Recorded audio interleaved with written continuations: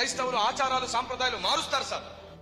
నేను అన్నాను, ఏం మార్చానో చెప్పండి అని అన్నాను. అప్పుడు ఆయన అన్నాడు, మేము పూజ చేసినప్పుడు, మేమే కాదు హైందవులే కాదు మిగతా వాళ్ళు చాలా మంది కూడా పూజలు చేస్తున్నప్పుడు వారి వారి దేవుళ్లకు కొబ్బరికాయ కొడతారు సార్. భారతదేశ సాంప్రదాయం సార్ కొబ్బరికాయ కొట్టడం. మీ క్రైస్తవులు కొబ్బరికాయ ఎందుకు కొట్టరు? కొబ్బరికాయ ఎందుకు కొట్టట్లేదు క్రైస్తవులు అని కదండి మీరు అడిగారు. నా జవాబు కంటే ముందు ఓ ప్రశ్న, కొబ్బరికాయ ఎందుకు కొట్టాలి? కొబ్బరికాయ కొట్టడంలో ఉన్న ఆంతర్యం ఏమిటి? కొబ్బరికాయ కొట్టమని పెద్దలు ఎందుకు నియమించారు? కొబ్బరికాయ కొడితే ఏం జరుగుతుంది? వీడికి జవాబు చెప్పండి అంటే ఆ పూజారి ఆయన అనంతపురం నుంచి వచ్చాడు అన్నమాట. ఆయన ఏమన్నారు తెలుసా?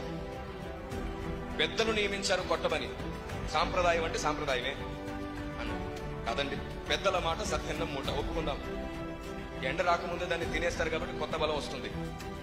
కాబట్టి ఇప్పుడు ఈ ప్రశ్న డీవేట్ అవ్వకముందే సత్యం తెలుసుకున్నారనుకోండి, మీకు జీవం వస్తుంది.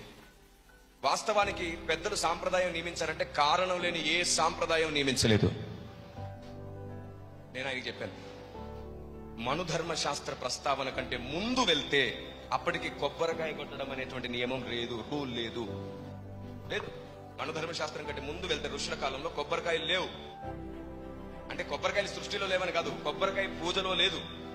ఏం చేసేవారో తెలుసా? వాళ్ళు వాళ్ళ కలుషాలు పట్టుకొని ఎవరు నిద్ర లేవక ముందు వాగులోకి వెళ్ళిపోయి నీళ్లు తీసుకొచ్చేసి ఆ నీళ్లను దేవునికి సమర్పించేవాళ్ళు. వాస్తవానికి కొబ్బరికాయ కొట్టడం వెనకాల ఉన్న ఉద్దేశం ఏమిటో తెలుసా? పవిత్రమైన నీరు ఎవరు ముట్టుకొని అంటుకొని నీళ్లు దేవునికి సమర్పించాలనే పద్ధతి ఉండేది. కాలం గడుస్తుంటే బావిలోనైనా చెరువులోనైనా నదిలోనైనా ఎవరు పడితే వారు ముడుతూనే ఉన్నారు, ముట్టకుండా ఏ నీరు లేదు. పెద్దలందరూ కూర్చొని ఆలోచించారు, ఇది ఎలాగా? అందరూ ముడుతున్నారు, మనుషులందరూ నీళ్లు ముడుతున్నారు, నీళ్లు మైలబడిపోయాయి, ఏం చేద్దాం అని ఆలోచించారు. ఈ మైలబడిపోయిన నీళ్లను నేను దేవునికి ఎలా సమర్పించాలి, ఏం చేస్తే బాగుంటుందని అందరూ ఆలోచిస్తుంటే పెద్దల్లో ఒకటికి ఆలోచన వచ్చింది. ప్రకృతి ఇచ్చిన నీరది, అదే కలుషితమైతే ప్రకృతే మళ్ళీ ఏదైనా జవాబు ఇవ్వాలనుకున్నారు. ఆ వెతుకులాట ప్రయత్నంలో ఆ పెద్దవాడికి వచ్చిన ఆలోచన ఏమిటంటే కొబ్బరికాయ. దాంట్లో ఉన్న నీటిని ఎవరు ముట్టలేరు కాబట్టి కొబ్బరికాయనే కొట్టడం ప్రారంభిద్దాం అనుకున్నారు. ఆ విధంగా ఎవరు ముట్టుకొని ఎవరు అంటుకొని నీళ్లను దేవునికి సమర్పించాలి అనే దృక్పథంతో వచ్చినటువంటి ఆచారము సాంప్రదాయము కొబ్బరికాయ. అప్పుడు ఆయన ఆ మాట విని సరిగ్గా చెప్పారు, నా చిన్నతనం ఎప్పుడో విన్నట్టున్నాను అని అన్నాడు ఆయన. మంచిది, కాబట్టి ఎవరు ముట్టుకొని అంటుకొని నీరు ఇవ్వడానికి ఏం కొడుతున్నారు?